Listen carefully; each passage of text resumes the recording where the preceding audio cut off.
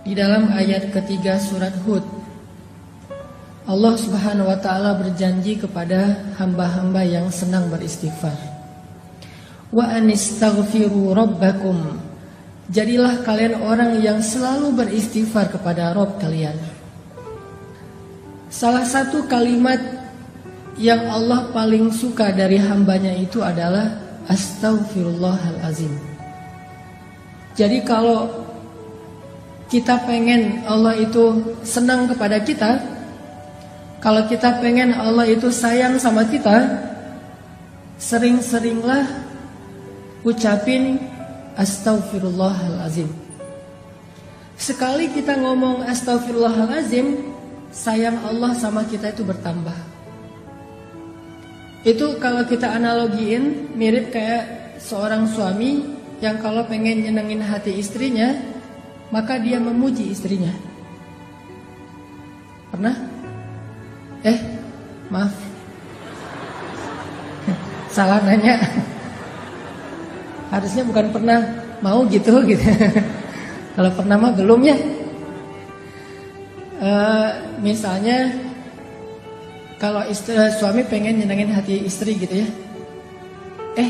Ayah kamu tukang las ya? Kok tahu? Standar mah ya. Sekarang mah udah gak zaman yang gitu. Modelnya lebih variatif. Harus improve. Misalnya lagi kayak jalan gitu, lagi jalan sama pasangan, terus kesasar. Karena tadi pakai GPS ternyata lost sinyal gitu kan. Jadi kesasar aja, salah belok. Udah kesasar, istri ngomong, kayaknya kita salah jalan deh. Perasaan jalannya gak lewat sini loh. Terus suaminya bilang, iya ya, kenapa ya kalau jalan sama kamu aku suka kesasar aja. Terus pasti dia bilangnya, kok salah aku sih? Emangnya gara-gara aku kesasar? Bukan, soalnya kalau jalan sama kamu aku pengennya ke hati kamu sih. Kan gimana pun juga, walaupun itu mungkin gombal lah ya, gak mungkin juga jalan ke hati. Maksudnya hanya kiasan. Seneng kan dipuji, kayak Nabi memuji Aisyah dengan pujian apa? Ya Aish gitu, ya Humairah. Terus Nabi suka godain Aisyah gitu kan, nyenengin hati tuh. Kita juga sama teman kita kalau misalnya dia menghargai kita, mengapresiat kebaikan kita, pasti dia muji kita dan bikin kita makin semangat kan. Nah, analoginya kurang lebih kayak gitu. Kalau teman-teman pengen sayang Allah itu bertambah, kalau teman-teman pengen Allah itu makin perhatian sama kita, sering-seringlah ngucapin astaghfirullahalazim. Allah tuh sayang banget sama hamba yang beristighfar. Kalau seorang hamba beristighfar, Allah itu gak ngelihat dosa yang masa lalunya, Allah ngelihat istighfarnya. Coba. Dan istighfar kita itu, kalau benar-benar tulus dari hati, satu kali doang kita ngucapin istighfar, itu cukup untuk menghapus semua dosa kita yang memenuhi langit dan bumi loh. Jadi kalau orang sering-sering beristighfar itu bukan karena istighfarnya kurang untuk bisa menggugurkan dosa, enggak kurang. Istighfar sekali, dosanya memenuhi langit dan bumi, itu dosa habis, nol, zong langsung tuh. Terus ngapain kita harus sering-sering istighfar? Seseorang itu memperbanyak istighfar bukan karena satu istighfar itu kurang, tapi karena dosa kita tuh terulang terus, berulang kali. Maka istighfar lagi, dosa lagi, istighfar lagi, dosa lagi kan? Bukan berarti kalau kita istighfar kurang dari 100, berarti dosa kita belum dihapus. Enggak, sekali doang. Kalau itu berasal dari hati, Allah hapus semua dosa-dosa kita.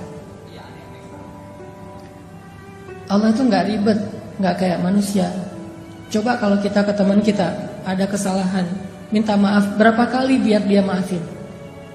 Berkali-kali kan? Kita telepon, di reject. Kita japri, enggak di-read sama dia.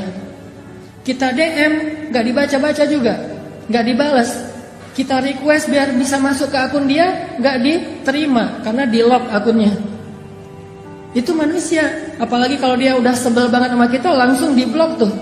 Sampai kita harus pakai nomor baru, pakai ganti akun baru, baru bisa japrian lagi sama dia. Itu manusia. Allah itu nggak pernah ngeblok hambanya kalau selama hamba itu minta maaf kepada Allah. Nggak pernah kita astagfirullahalazim nggak dirit sama Allah. Nggak ada itu. Kalau kita minta maaf sama teman kita bisa aja nggak dirit kan? Maafin gua ya, gua salah gitu. Udah kesen, terus ada contrengan 2, tapi nggak dirit sama dia. Kalau ke Allah pasti dirit, detik itu juga dirit sama Allah. Langsung jadi warna hijau tuh atau biru.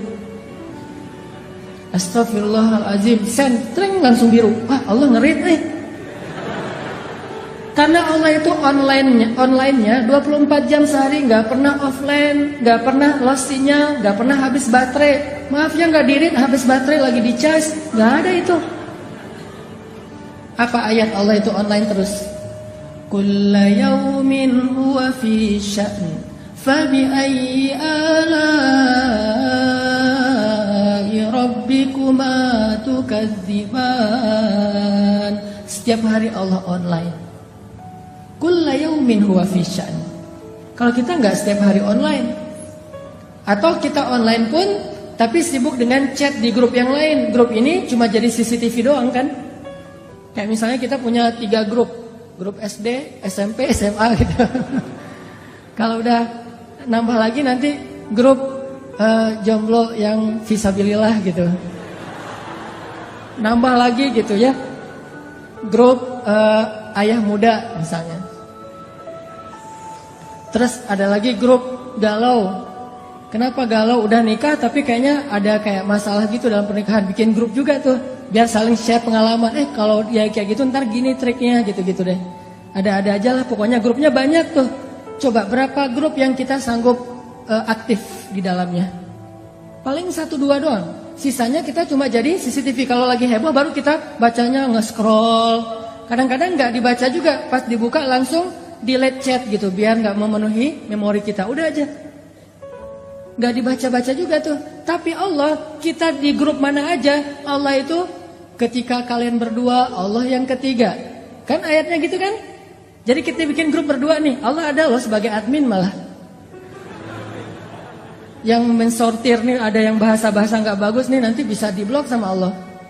Kalau kita bikin grup bertiga, Allah yang keempat. Kita berempat, Allah yang kelima.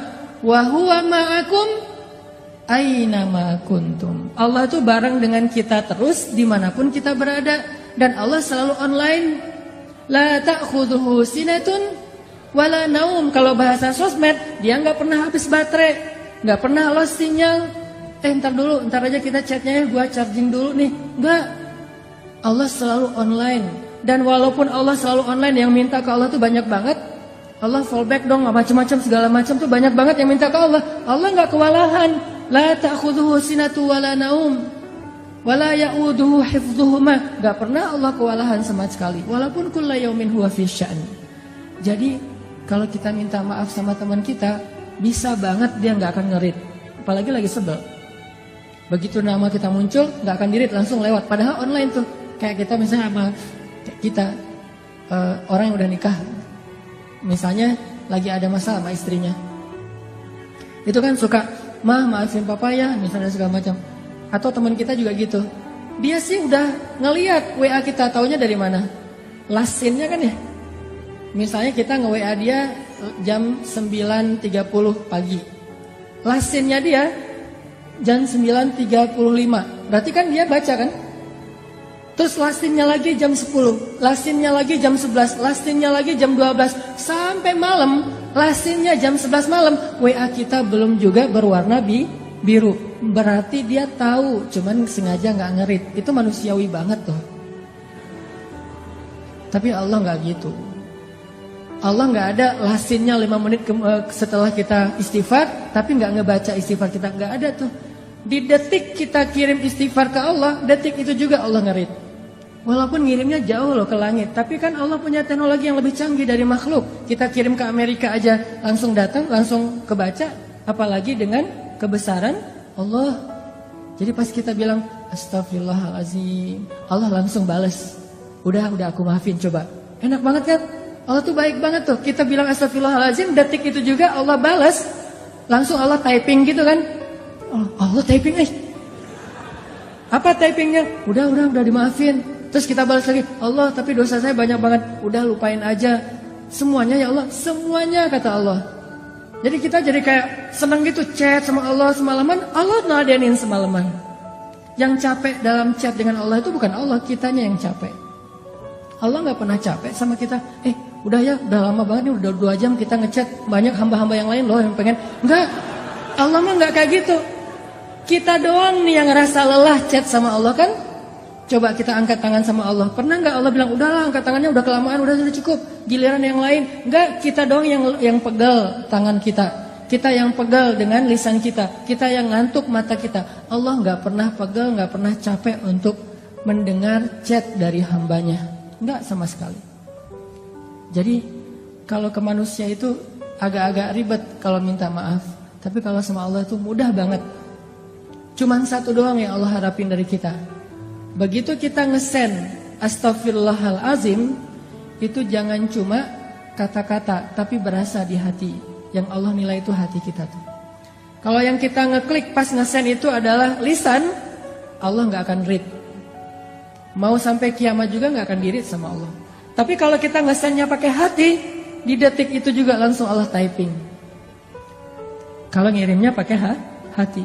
Dan walaupun kita tidak berteriak, Allah di langit ke-7 ya sami'ud du'a, sangat mendengar setiap ucapan kita. Jadi bagi Allah yang penting istighfar kita walaupun cuma 1 kali dari hati. Apalagi kalau berkali-kali, Allah lebih senang lagi tuh. Sekali doang, kalau dari hati udah langsung Allah hapuskan semua dosa. Terus ngapain harus berkali-kali? Itulah bentuk dari penyesalan kita. Kita ngerasa kayaknya dosanya banyak, masa istighfar sekali doang. Walaupun kalau dari angle Allah sekali itu udah cukup. Tapi dari angle kita kan kayak kita ngerasa guilty banget ya, merasa bersalah banget. Aduh, banyak banget nih dosa saya. Ya Allah, astagfirullah. Padahal astagfirullah yang pertama itu udah gugur dosa kita semuanya kalau dari angle Allah. Tapi dari angle kita sebagai pendosa, kita ngerasa kayak dosa kita lebih banyak daripada istighfar. Harusnya istighfar lebih gitu. Jadi 2 angle yang berbeda. Saya pengen ngambil angle-nya Allah nih. Angle-nya Allah, istighfar sekali aja cukup buat Allah. Asal itu sidqan, jujur, berasal dari hati kita. Jadi teman-teman, poin pertama kita pagi ini apa? Kata-kata yang Allah paling suka dari kita itu salah satunya adalah astaghfirullahalazim. Jadi kalau kita pengen Allah senang sama kita, kalau kita pengen Allah itu sayang sama kita, kalau kita pengen Allah lebih perhatian sama kita, coba dawamin sering-sering bilang astaghfirullahalazim, astaghfirullahalazim. Allah pasti tersenyum. Ada beberapa orang di sosial media, ini sekaligus klarifikasi ya, tabayun ya, mempertanyakan, Ustaz kok ngomong Allah tersenyum, emang Allah itu kayak manusia? Saya bicara itu bukan kata-kata saya, tapi itu hadis. Walaupun saya suka hadis itu gak dibaca teks, langsung diterjemahkan kepada analogi. Kan ada yang model ceramah, hadis dibaca teksnya. Kalau saya mencoba untuk langsung menganalogikan dengan bahasa kita. Itu hadis Nabi, kalau Allah itu tersenyum mendengar istighfar hambanya. Walaupun kita gak perlu mengimajinasikan tersenyumnya Allah itu kayak tersenyumnya manusia, gak perlu. Karena kita gak tahu zat Allah kayak gimana. Yang pasti kalimatnya tabassam, Allah itu tersenyum. Jadi ceritanya gini, Ali bin Abi Thalib pernah naik ke atas kendaraan. Gak tahu itu Innova atau CR-V gitu, pokoknya naik kendaraan aja. Kalau Innova itu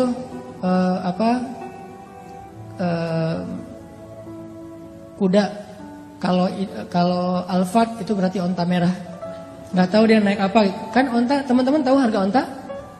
Onta merah itu harganya 1 miliar. Jadi orang Arab itu punya 100 onta, itu orang kaya banget tuh. Kayak orang kaya kampung kan gak punya duit di tabungan ya. Punyanya sapi gitu banyak kan. Satu lembah itu penuh dengan sapi-sapi dia. Kalau kita juga punya sapi dol. Sapi dol. Nah jadi Ali bin Abi Thalib ceritanya naik ke atas kendaraan. Kalau kita tuh lagi buka pintu mobil atau lagi naik ke atas motor.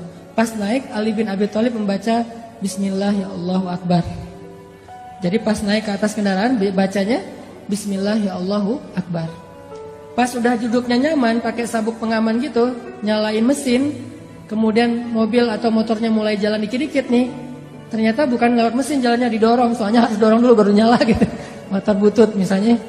Nyala nih, jalan nih kendaraan kita. Maka Ali membaca doa safar, subhanalladzi sakhkhara lana hadza, dan seterusnya. Ketika udah selesai doa itu, Ali mengatakan kalimat Rabbi zalamtu nafsi faghfirli faman yaghfirudz dzunuba illa ant. Ya Allah, saya sudah menzalimi diri saya sendiri. Maafin saya. Siapa yang bisa memaafkan dosa selain Engkau ya Allah? Setelah membaca kalimat ini, Ali tersenyum. Senyum aja, senyumnya itu sampai bikin orang penasaran, kok senyumnya kayak lama gitu, kayak happy banget, kayak excited banget. Senyumnya tuh kayak habis dapat hadiah apa gitu. Atau senyumnya tuh kayak anak muda yang baru diterima yes gitu ya. Diterima kampus maksudnya.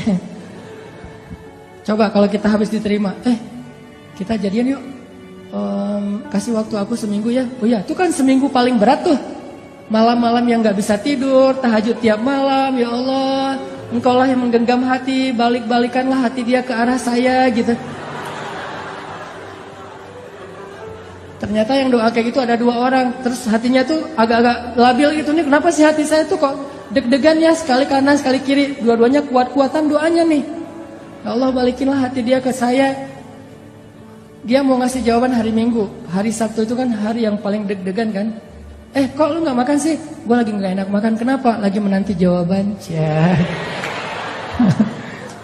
Nah itu berat banget tuh hari-hari kayak gitu tuh. Pas hari Minggunya, pagi-pagi udah mandi, udah segala macam. Kata teman kita, lo harus siap lah, harus siap ya dengan segala jawaban. Gue siap banget. Siap kalau dibilang iya sih. Kalau dibilang enggak siap sebenarnya. Bayangin, pas kita datang, dia bilang, aku udah pikir-pikir dan udah nanya ke orang tua. Orang tua nyerahin ke aku. Terus, insya Allah aku bersedia. Wah, itu mah dunia. Kayak apa aja gitu kan ya. Bisa mati mendadak tuh, gak jadi nikah. Gara-gara jantungan gitu. Apalagi ceweknya tuh cewek yang kita banget lah pokoknya. Punya tipe kan, ada yang gayanya gaya Korea gitu kan, yang oriental. Ada yang Arab gitu. Ada yang etnik, yang Indonesia banget misalnya. Ada yang dia senangnya emang yang agak-agak eksotis, Afrika misalnya. Kayak saya kan sering main di air, akhirnya orang bilang, Ustaz kok makin hitam? Enggak hitam, eksotis. Nah ini jadinya Ali itu kayak bahagianya tuh, senyum-senyumnya tuh kayak orang baru jadian. Bahagia banget. Kan bikin orang lain kepo ya. Ali, kata salah satu pengawalnya, kenapa kok senyum-senyum? Dia kepo gitu. Kenapa kok senyum-senyum? Kata Ali, mau dengar gak ceritanya? Apaan? Dulu tuh Rasulullah, saya pernah ngelihat Rasulullah naik kendaraan, terus membaca apa yang saya baca. Di akhir kalimat itu Nabi tersenyum.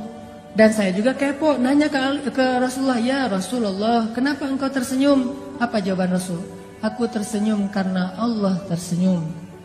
Jadi Allah itu tersenyum mendengar hambanya mengatakan, ya Rabbi, saya banyak dosa, maafin dong dosa saya. Gak ada yang bisa maafin dosa selain Engkau ya Allah. Allah senyum dengan kata-kata itu.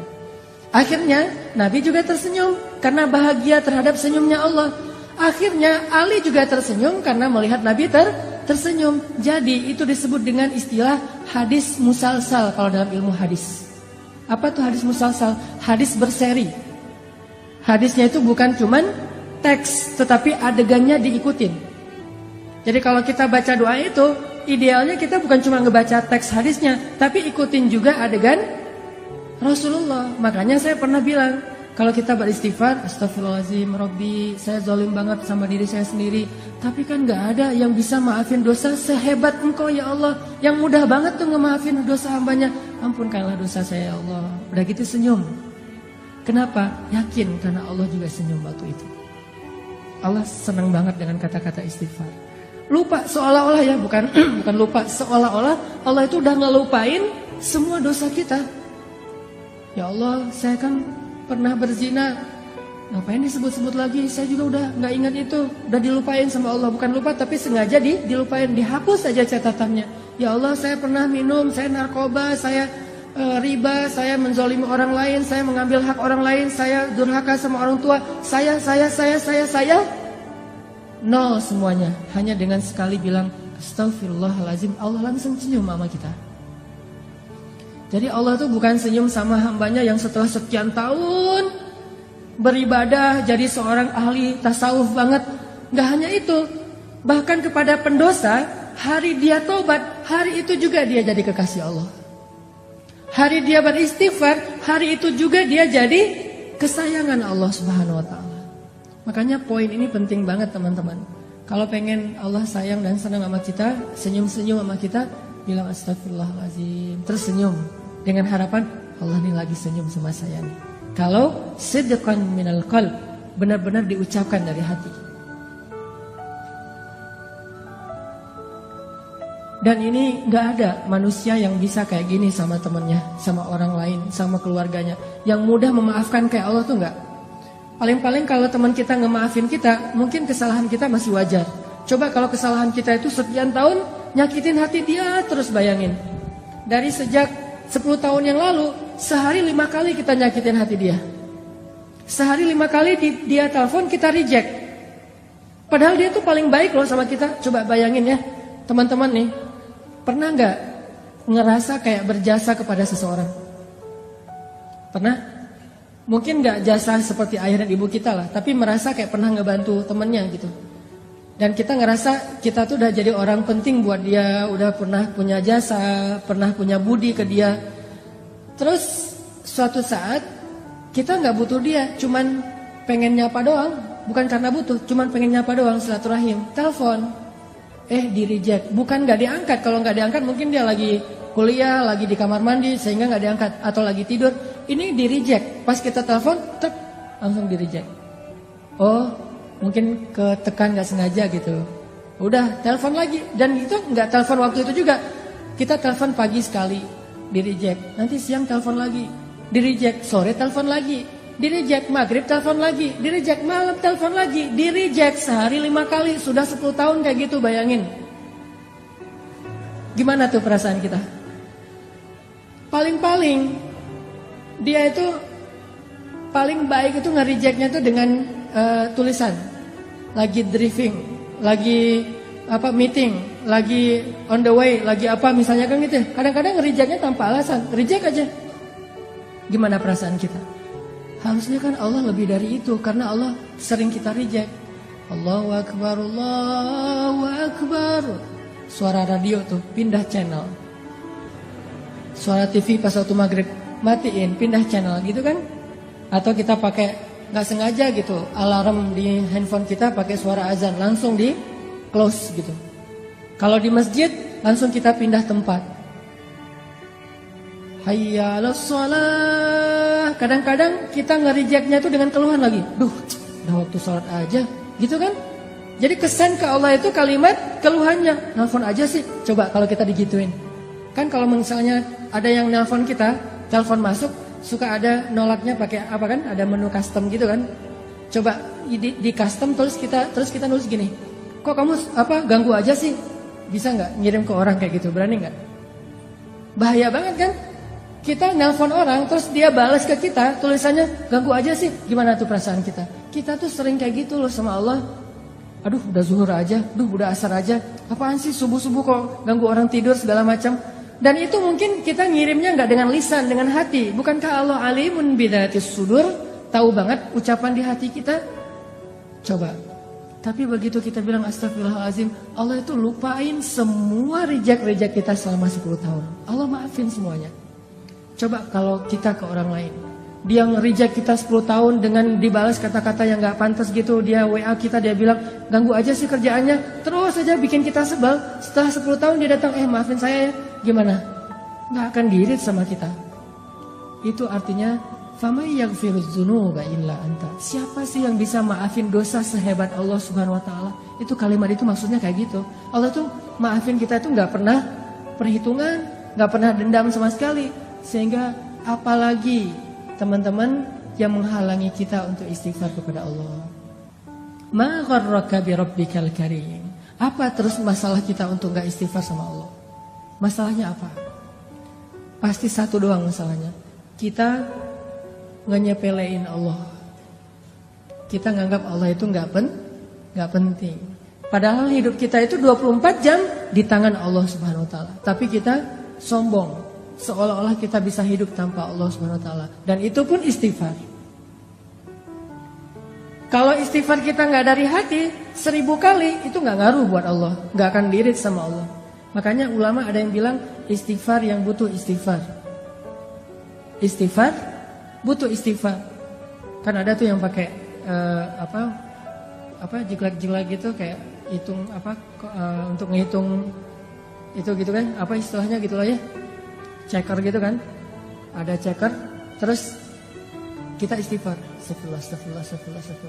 Ketemu sama teman-teman kita pada ngobrol lagi ngafe nih, lagi nongkrong, oh iya si gaya gitu ya, pas dilihat sama teman kita dalam sehari 10.000, yes keren ya, 10.000 istighfar. Cuman pas kita ngomong ke teman kita, dia nanya gitu, gimana ya, aku kok males banget berzikir, istighfar aja jarang, kata teman kita. Padahal itu gampang banget loh. Kalau lo lagi kosong waktunya lagi gak ngapa-ngapain, daripada ngelamun, udah istighfar aja. Gua ngelamun doang, istighfar alhamdulillah sih sehari-hari gak pernah kurang dari 10.000. Ngomong kayak gitu. Maka 10.000 itu dosa semuanya. Bukan ampunan, dosa karena riya. Lalu yang ke 10.001, yang ke 10.001-nya istighfar dari hati. Astagfirullahaladzim, ya Allah maafin saya udah jadi riya. Maka yang 10.000 tadi itu jadi pahala semuanya. Coba, satu itu berpengaruh. Bisa jadi dosa, bisa jadi pahala. Yang mana dari hati, yang mana cuma di lisan. Kayak ada orang yang rajin tahajud gitu ya. Tahajudnya itu udah dawam banget lah, udah 10 tahun dan 15 tahun tahajud terus. Ketemu sama temennya, kasih dong tips gimana biar bisa tahajud. Gua nih udah lama banget gak tahajud, gak tahu ngerasain tahajud tuh kayak gimana. Dia bilang, tahajud mah gampang. Kalau misalnya mau tuh udah nggak, saya mah tahajud nggak perlu pakai jam waker, udah nggak perlu pakai di handphone. Nanti dibangunin jam 3 lewat 5, jam 3 lewat 10, jam 3 bangunnya jam 13 gitu ya, habis zuhur. Udah nggak perlu kayak gitu. Oh gitu. Terus bangunnya gimana? Ya bangun aja, kebangun. Pokoknya asal jam 3 malam saya pasti kebangun. Oh gitu. Udah berapa lama? Enggak sih, baru sekitar 15 tahun lah. Gitu ya. Berarti 15 tahun kita tahajud 0. Kalau kita riak dari hatinya sombong. Tapi kalau hanya sekedar syiar nyemangatin, Allah lebih tahu isi hati kita. Innamal a'malu binniyat. Terus nggak usah ngejudge hati orang lain lah. Sombong lo, riak lo, enggak. Kita doang yang tahu. Setelah Allah Subhanahu wa taala pastinya. Makanya istighfar dari hati. Sekali aja udah luar biasa. Gimana kalau 100 kali kayak Nabi? Astagfirullahaladzim, ya Allah maafin saya. Itu satu ya poinnya. Allah tuh senang banget dengan istighfar.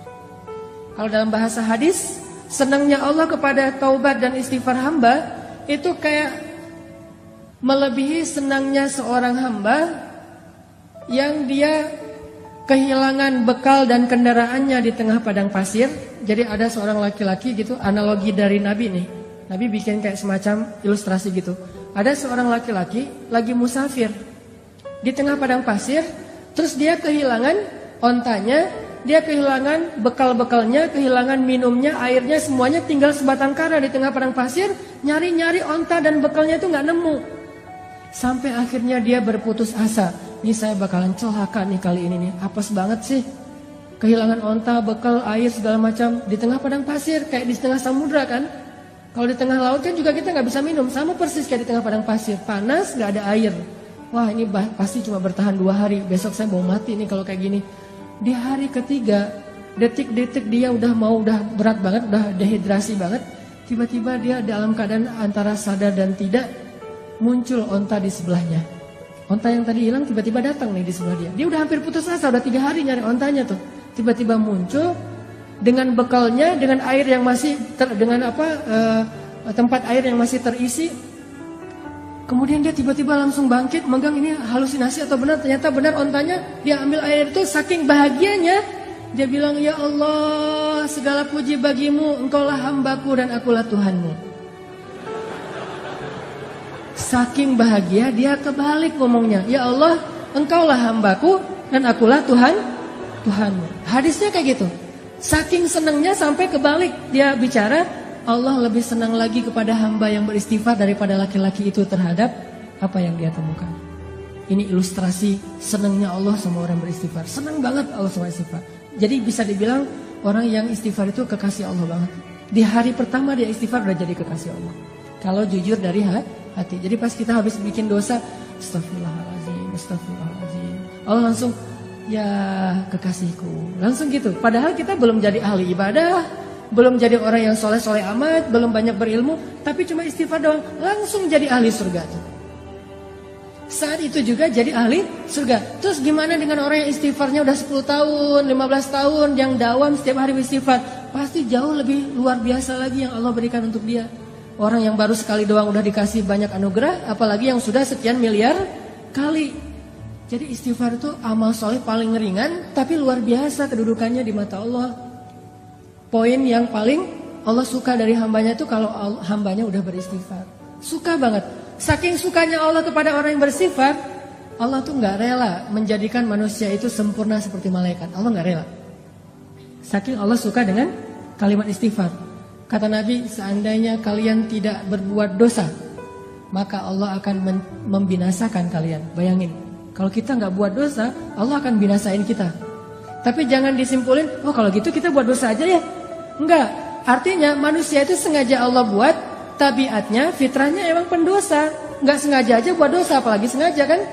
Coba kita jalan ke mall, sengaja gak sih mau ngeliatin aurat? Enggak kan? Enggak sengaja doang. Kadang-kadang kita udah nunduk pandangan ke bawah gitu, tapi kelihatan juga. Kenapa? Soalnya kita di lantai 2. Sama aja gitu, udah ngeliat ke bawah, ghodul basor gitu, kena juga. Ngeliat ke bawah, kalau di lantai paling atas mending lihat ke atas aja deh. Lagi ngapain lo? Ghodul basor gitu. Ghodul basornya ke atas, kok nggak ke bawah? Kan kita di atas. Begitu juga di tempat-tempat umum yang lain, di jalan doang tuh kita naik mobil, naik motor, orang di depan kadang-kadang apalagi banyak perempuan-perempuan yang mungkin mereka masih belajar tentang Islam, belum paham, sehingga kadang-kadang naik motor pakai celana pendek atau rok pendek yang kelihatan, hanya kelihatan kakinya aja, itu sebetulnya nggak boleh dilihat. Tapi namanya kita nggak sengaja melihat, astagfirullahaladzim, sama astagfirullah. Kan di tengah lagi lampu merah kan, di tengah tuh, sini astagfirullah, di sini juga astagfirullah. Kumaha, gimana tuh? Nah, artinya nggak sengaja aja banyak dosa. Gimana sengaja? Jadi nggak usah ditambah yang sengaja deh. Karena kita nggak sengaja aja udah jadi pendosa. Jadi kita tuh, gua tuh pendosa loh, ya bangga lagi gitu ya. Maksudnya gua tuh manusiawi banget pendosa. Jadi kita tuh nggak usah direncanain, disetting gitu, di prepare pengen buat dosa. Nggak usah, udah pasti jadi pendosa. Kullu ibni Adam khata'. Semua anak Adam itu pasti pernah lakuin kesalahan. Sampai Nabi bilang, kalau kalian gak bikin salah, Allah binasain kalian tuh.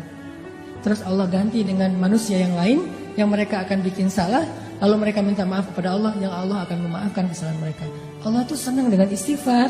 Makanya diciptain hambanya itu gak sempurna kayak kita, biar Allah dengerin istighfar dari kita. Begitu kita bilang, astagfirullahaladzim, Allah sayang banget langsung sama kita. Kayak kita bilang, I love you, Allah langsung bilang, I love you tuh deh pokoknya.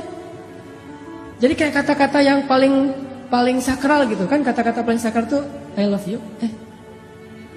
Benar? Kalau buat saya mas, kata-kata yang paling sakral itu kalau ke makhluk itu adalah I love you gitu. Dan yang lebih sakral lagi I love you too. Kadang-kadang I love you. Oh iya, nah, itu kan pahit banget tuh. Berat banget tuh. Kalau ngirimnya pakai WA gitu, cuma dibalas senyum doang, atau dibalas emoticon tutup wajah gitu, apa gitu, malu-malu gitu, kan itu nggak enak banget ya. Berkali-kali digituin, akhirnya ujung-ujungnya apa? Kita adik kakak aja ya. Itu mah lebih berat lagi tuh. Mending jadi musuh ya daripada adik kakak ya. Ini kata-kata yang kalau ke manusia mah kayak kata-kata ajaib aja. Nah, kalau ke Allah, salah satu kata-kata ajaib itu astagfirullahalazim. Jadi ilustrasinya tuh kurang lebih buat Allah senang banget tuh dengan kata-kata astagfirullahalazim. Itu satu ya teman-teman. Kedua, istighfar itu Allah bukan hanya senang kepada kata-kata istighfar. Allah bukan hanya akan pasti menghapus dosa-dosa orang yang beristighfar. Tapi yang lain Allah juga selain menghapus dosa-dosa kita, setiap kali kita beristighfar Allah kasih hadiah loh. Jadi bukan cuma Allah nge-read, Allah typing, Allah ngebales, Allah ngechat sama kita, tapi Allah juga tiba-tiba ngirim gosen. Tiba-tiba di rumah kita, Bu, ini ada yang ngirim, Mas, Kak, Bang gitu, ini ada yang ngirim gosen. Pas dibuka hadiah dari siapa? Dari Allah. Coba. Allah itu bukan cuma senang kalau kita bilang maafin saya ya Allah, langsung Allah read, langsung Allah typing, ya udah dimaafin. Bukan cuma segitu. Pas begitu kita nulisnya gitu, Allah langsung nyiapin kado, hadiah, send kepada kita. Bisa sampainya hari ini, bisa sampainya besok, bisa nanti dikasihnya di akhirat. Karena di akhirat kita lebih butuh itu daripada di dunia. Yang pasti Allah nge-send hadiah buat orang yang bersifat. Pasti itu 100% Allah kasih. Cuman ada yang dikasihnya sekarang, ada yang kasihnya ntar sore, ada yang dikasihnya besok, ada yang dikasihnya someday, ada yang kasihnya next time pas nanti kita di akhirat. Yang jelas Allah pasti ngasih kita hadiah. Makanya kalau kita udah istighfar, kita tuh kayak astagfirullahaladzim ya Allah. Berarti udah dimaafin dosa. Plus kita bayangin, waduh saya punya hadiah nih dari Allah nih, surprise. Cuman belum tahu.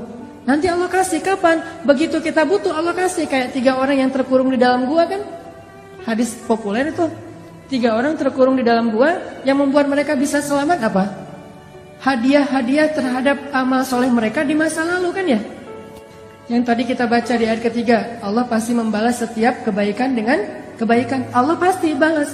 Istighfar itu bagi Allah itu kebaikan. Padahal istighfar itu kewajiban itu ya.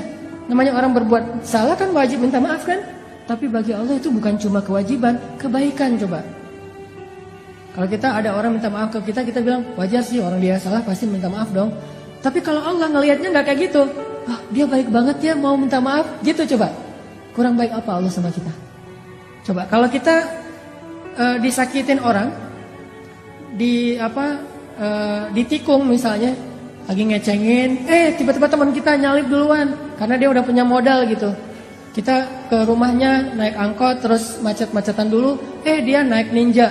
Udah sampai di rumahnya, pas kita datang, nih ninja siapa ya? Jangan-jangan ninja kakaknya gitu. Ternyata dia udah duluan, Pak, lagi PDKT sama calon mertua. Kan kita disalip tuh. Pulang dia bilang, maaf ya gua nyalip lo, gua tahu sih lo mau ke situ. Kok kamu udah tahu? Ya gimana perasaan saya mah nggak bisa ditahan, saya mah sayang banget sama dia segala macam. Oh ya udah, gua maafin. Udah aja gitu. Apakah kita akan menganggap permintaan maaf dia itu sebagai sebuah kebaikan? Tidak, kita menganggap itu sebagai sebuah kewajiban dan kewajaran. Tapi Allah ke orang yang beristighfar menganggapnya itu kebaikan loh. Allah tuh kayak merendah banget gitu, walaupun Allah maha mulia dan maha tinggi. Kayak ngasih hati banget ke hamba-hambanya. Kita astagfirullahaladzim ya Allah saya udah buat dosa. Hambaku ini baik banget ya minta maaf. Padahal itu tuh udah jadi kewajiban kita sebagai pendosa. Tapi Allah anggap kebaikan. Sehingga Allah kasih hadiah ini hadiah buat yang berbuat baik. Dan hadiah itu pasti sesuatu yang sangat kita butuhin dalam hidup. Makanya saya pernah cerita, mungkin teman-teman pernah dengar juga nih dari ustadz yang lain atau dari YouTube saya juga pernah kali.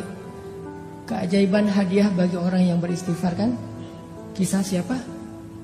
Imam Ahmad. Jadi Imam Ahmad bin Hambal suatu ketika itu jadi kayak ada perasaan kepengen ke Basrah. Ada apa ya di Basrah kok saya pengen banget ke sana gitu. Saya curiga nih, Raja Salman kemarin ke Indonesia itu gara-gara ada yang istighfar di Indonesia. Astagfirullahaladzim ya Allah Raja Salman. Astagfirullahaladzim Raja Salman. Tiba-tiba Raja Salman mikir, aduh kok gue pengen banget ya ke Indonesia. Datang tuh. Gara-gara istighfar seseorang di Indonesia. Dan saya juga pernah ngerasa gitu. Walaupun saya bukan orang soleh, tapi maksudnya ada keinginan hamba Allah yang soleh, lebih soleh dari saya, yang membuat saya datang ke suatu tempat. Di Bandung itu saya pernah diundang oleh salah satu universitas, namanya Universitas Telkom. Itu ngundang saya tuh berkali-kali bentrok aja nggak bisa. Tiba-tiba bukan saya yang datang, tapi saya dan pemuda hijrah bikin acara gosipnya di Universitas Telkom. Jadi bukan saya doang yang datang, satu tim rame tuh. Yang datang waktu itu pesertanya sekitar 6.000 orang. Kata teman-teman panitia, Ustadz, kita itu ngundang Ustadz berkali-kali nggak bisa loh. Dan terakhir-terakhir sejak Ustadz mulai banyak yang ngundang-undang, itu WA saya tuh nggak pernah dibaca loh Ustadz. Tapi kita nggak putus asa Ustadz. Nggak bisa ngundang Ustadz lewat Japri, kita ngundangnya lewat Allah. Pakai istighfar. Ya Allah, astagfirullahaladzim. Hananataki datangin dong ya Allah. Astagfirullahaladzim, Hananataki, astagfirullahaladzim. Tiba-tiba kita pilih di antara beberapa list yang kita mau bikin acara gosip. Telkom University itu paling memungkinkan, kita bikin di situ. Ini hasil istighfar ya Ustadz. Artinya luar biasa kan? Coba praktekin. Ya Allah, dia ya Allah, tapi saya lupa namanya, nggak tahu namanya siapa gitu. Pokoknya kurang lebih wajahnya tuh mirip-mirip Claudia gitu ya Allah, gitu-gitu. Tapi cek dulu ya, itu orang masih sendiri atau sudah berpasangan. Jangan sampai dia cerai. Kenapa dia cerai? Istighfar kita kan nggak boleh ya. Beristighfar demi orang lain putus gitu, nggak boleh. Pasti orangnya harus single dulu. Ya astagfirullahaladzim, astagfirullahaladzim. Pas kita ada hajat, ya Allah beri saya jodoh yang soleha, yang hafizah, yang konita, yang apa segala macam. Pas ketemu benar, Neng, kak namanya siapa? Soleha, konita, hafizah gitu. Sesuai dengan permintaannya. Walaupun dia baru belajar tahsin 1 gitu. Tapi namanya Soleha, konita, hafizah. SQF. Soleha, konita, hafizah. SQH. Nah gitu deh pokoknya. Jadi Imam Ahmad, by the way teman-teman, Imam Ahmad itu ulama dengan hafalan hadis yang terbanyak loh. Tahu berapa hafalan hadis Imam Ahmad?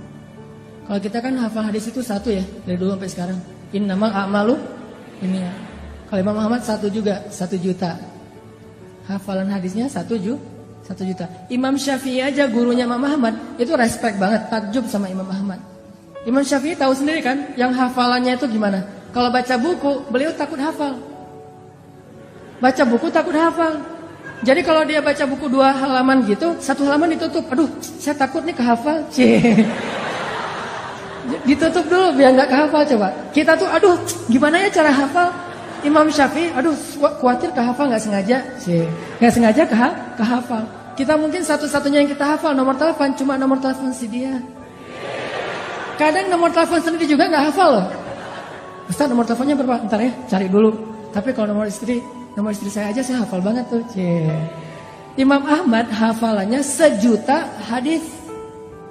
1 juta hadis, dan itu bukan cuma teks dengan sanad-sanadnya dari ini 1 juta. Saking luar biasanya kesolehan Imam Ahmad. Kan jadi selebgram banget tuh di masa beliau tuh ya. Followersnya udah jutaan lah pokoknya Imam Ahmad mah. Di mana-mana pengen Imam Ahmad, ngejapri, tapi kan namanya orang udah sibuk kayak Imam Ahmad kan nggak bisa ngebales. Akhirnya ngejapri langit.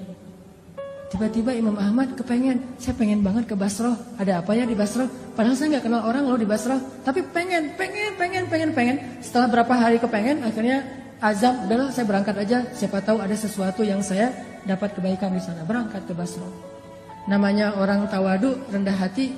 Berangkat ke Basrahnya itu sendiri. Nggak ada preparation apa-apa. Nggak ngebooking pesawat, nggak ngebooking hotel. Berangkat aja sendiri, backpackeran gitu. Jadi Imam Ahmad itu backpacker soleh. Dari Madinah ke Basrah backpackeran. Jalan ke Basrah. Sampai di Basrah, karena nggak ada tempat menginap, beliau nginap di masjid terbesar di kota Basrah. Di dalam masjid lagi tidur, diusir sama marbot. Bang, ngapain tidur di sini? Pak, saya musafir dari Madinah, nggak ada tempat tinggal. Ya ini bukan hotel ini. Udah mirip Medan belum sih?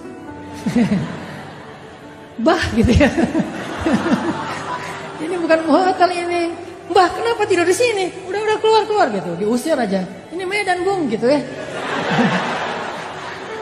Keluar akhirnya dia. Ini orang Imam Ahmadnya orang Sunda lagi kaget langsung kan ketemu orang Medan gitu. Akhirnya keluar di teras. Di teras datang lagi tuh marbot. Marbotnya emang agak-agak kayaknya belum dapat gajian tanggal tua. Agak-agak nyebelin gitu. Kok masih tidur di sini? Katanya tadi nggak boleh di dalam. Akhirnya saya tidur di luar. Ya ini masih juga masjid. Udah keluar. Diusir aja. Sampai keluar, didorong-dorong gitu. Bayangin ulama besar, orang soleh, kekasih Allah didorong-dorong. Tapi emang kayak gitu takdir Allah. Supaya jadi caper sama penjual roti. Penjual roti lagi tutup toko ngeliat ada orang didorong-dorong, dipanggil. Wahai kisanak gitu ya. Kalau radio dulu teh. Pak, Tuan, kenapa? Ada apa sini gitu? Tuan butuh apa? Saya musafir, pengen tempat istirahat tapi diusir di masjid. Oh ya udah, diistirahat aja di rumah saya kecil tapi lumayan lah untuk istirahat malam ini. Ya jazakallah khair wa iyyakum, udah tinggal di situ. Subuh-subuh, menjelang subuh pas waktunya tahajud, Imam Ahmad bangun ngelihat si penjual roti lagi bikin roti, kan habis subuh dia jualan, jadi bikinnya sebelum subuh. Lagi bikin roti ngaduk-ngaduk gitu.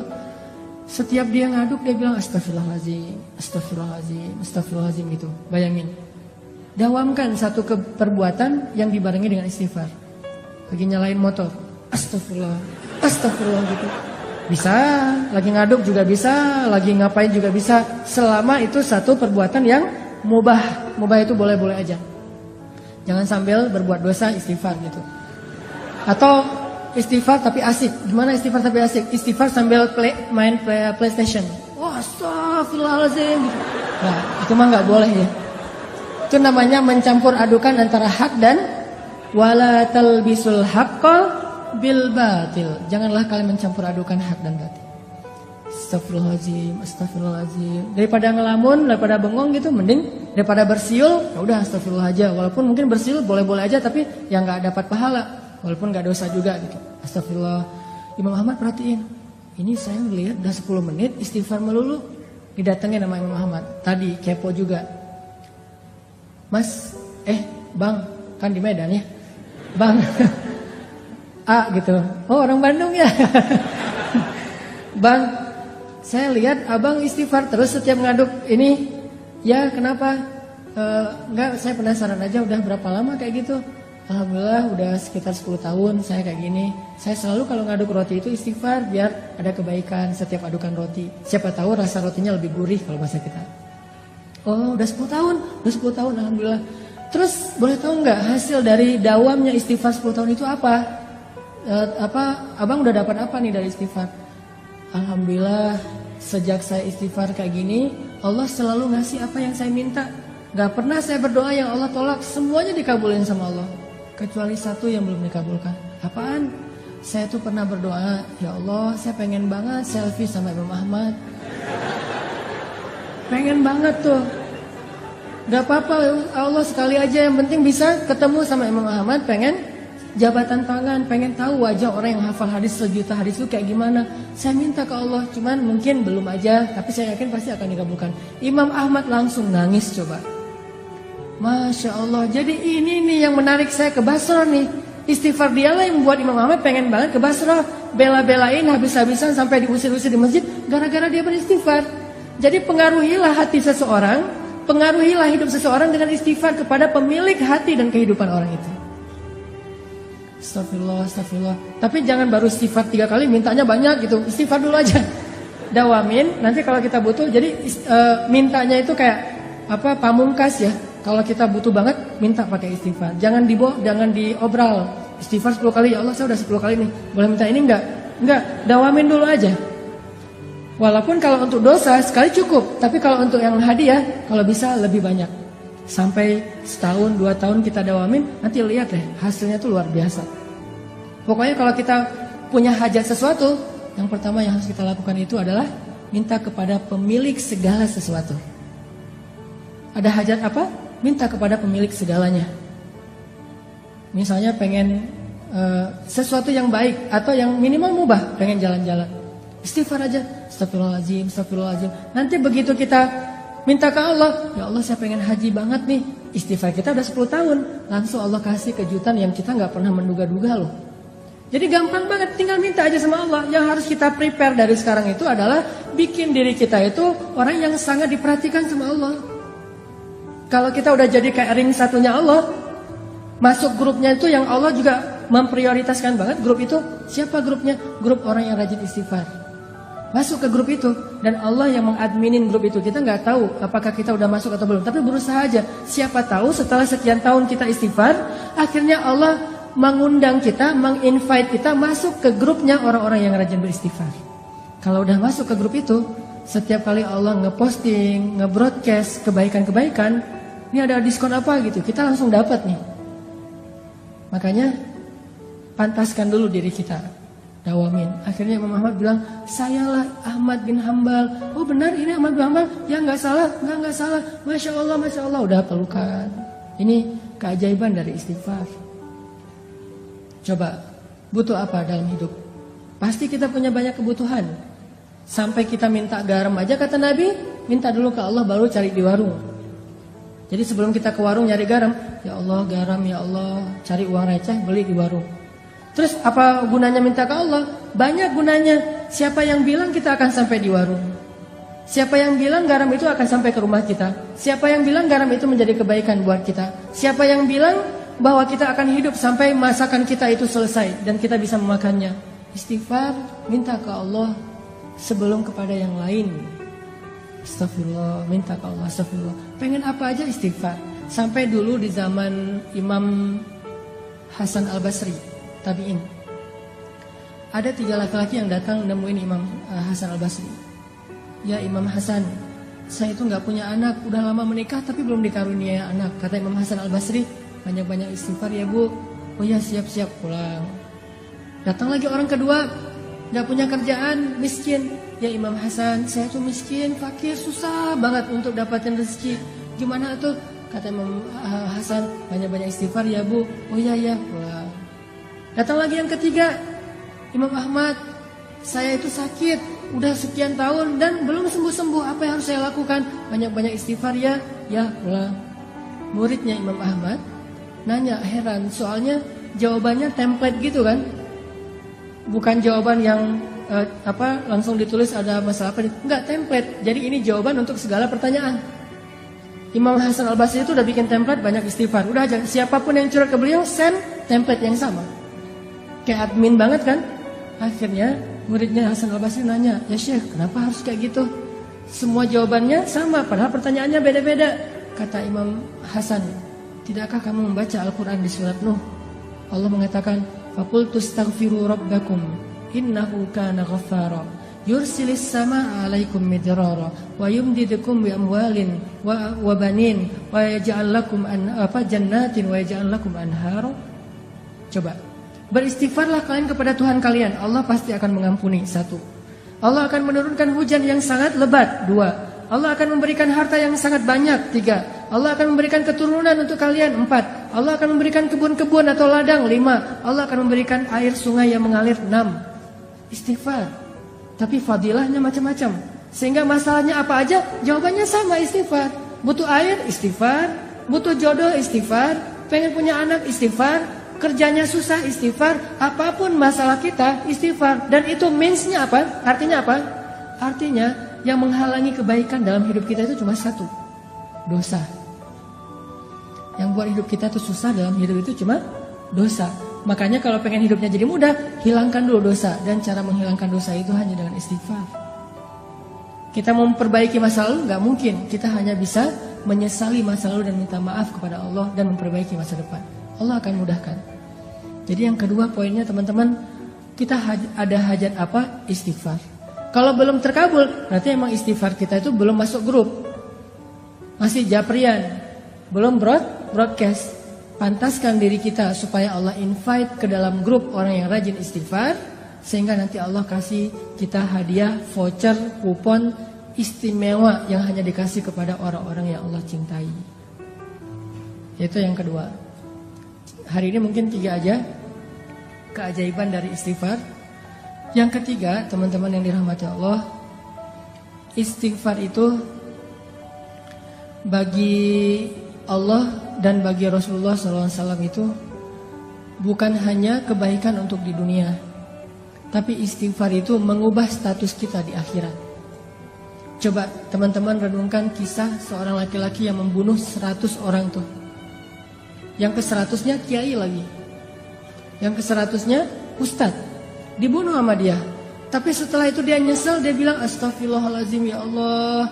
Langsung berubah status dari tadi ahli neraka menjadi ahli surga. Dia udah sholat, belum baik sholatnya, belum baik ibadahnya, tapi kok udah jadi ahli surga. Karena orang yang beristighfar, Allah bukan hanya akan mengampuni dosanya, bukan hanya akan mudahin hidup dia di dunia, tapi Allah juga bakalan ngasih banyak janji-janji kebaikan di akhirat. Jadi istighfar tuh bisa dibilang kayak investasi masa jangka panjang, yang someday nanti kita akan melihat, oh ini ya hasil dari istighfar saya di dunia. Banyak-banyak aja istighfar, gak ada yang rugi.